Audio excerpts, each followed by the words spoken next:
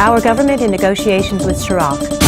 But will the French premier extend the hand of friendship, or is he just picking a fight? Meanwhile, American soldiers are still fighting for control of Nice, and rebel forces attack on the south bank of the Humber. This and all the latest from the British conflict.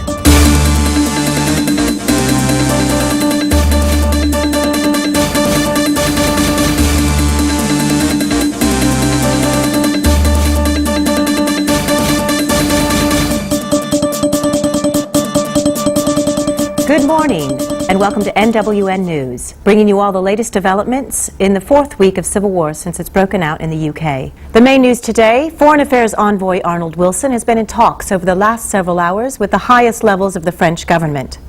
The aim is to break the diplomatic stalemate between Washington and Paris over France's refusal to assist the British government in defeating the CLO militants. Wilson has been meeting with British and French officials in London. Marcus Brandt is at Westminster. Marcus, hi. Good day, Charlene. I'm stood before the famous Houses of Parliament, here. Of course, no governmental activity goes on here now. The talks are taking place in a top-secret location somewhere in the city, with all members of the press instructed to sit tight and wait for update on what's going on. These are tremendously important negotiations, reflected by the fact that this is the first time French, British, and American representatives have assembled in the same building since war broke out here on January 23rd. As yet, there is no word on what is going on or how well things are going in there. It's 3 o'clock now, with the agenda for things getting started around 10. But as it stands, we've just got to sit around and wait this out. You mentioned the agenda, Marcus. What's on it, and how do you think that Arnold Wilson's going to play this one? Well, Arnold Wilson is one of this administration's hardball players, and I don't think he's here to mince words. He'll be asking him straight, where do you stand? Are you with us or against us? Because right now the view held by most Americans, not to mention the British, is that these guys would rather help the terrorists. With that in mind, I can see the gloves really coming off today. Wilson's been in Cuba, Syria. You know he was ambassador to Saudi Arabia. Now they're setting him loose on France. I mean, this is symbolic. The Bush administration is almost saying, this is your last chance to join the side of democracy against these terrorists. Or what? They'll be seen as a rogue state? Let's not forget now the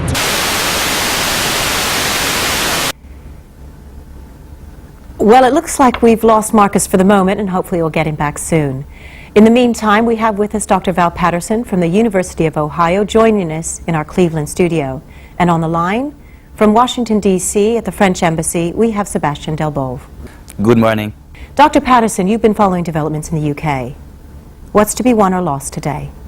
Well, this France issue has been a difficult one since before the war.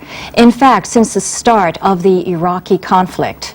Of course, we all remember that Chirac opposed that.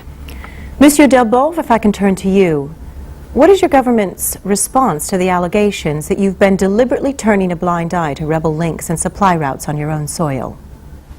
Well, Charlene, the position of the French government has always been neutral. We will not be drawn into a conflict based on our ties and agreements.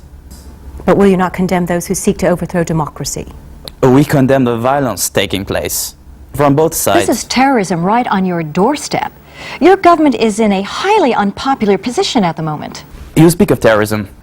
It was the British government who first displayed aggression out of fear of the legitimate political strength amassed by the rebels.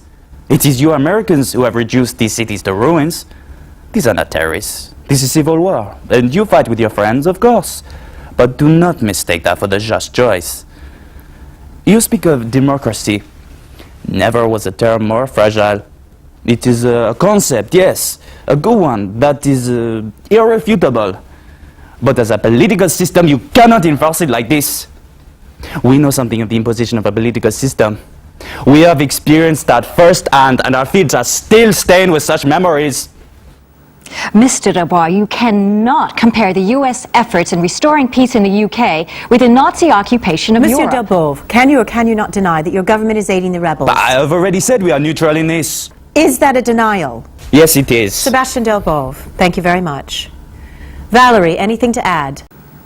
Well, it'll be interesting to see how much noise these negotiations make. We know that the French like to take a skeptical view of American foreign policy. However, I think that even they realize we need to work together if we are going to bring stability to the region.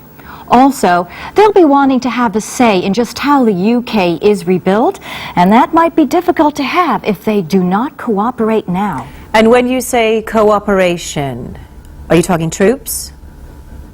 Well, I feel that a French military presence in the combat zone might be a bit optimistic at this time. Let's not forget that NATO is no longer in existence.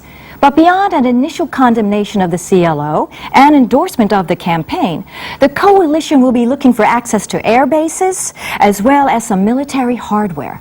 And if you don't get this? Well, it could be a blow for the coalition. Thank you, Dr. Valerie Patterson.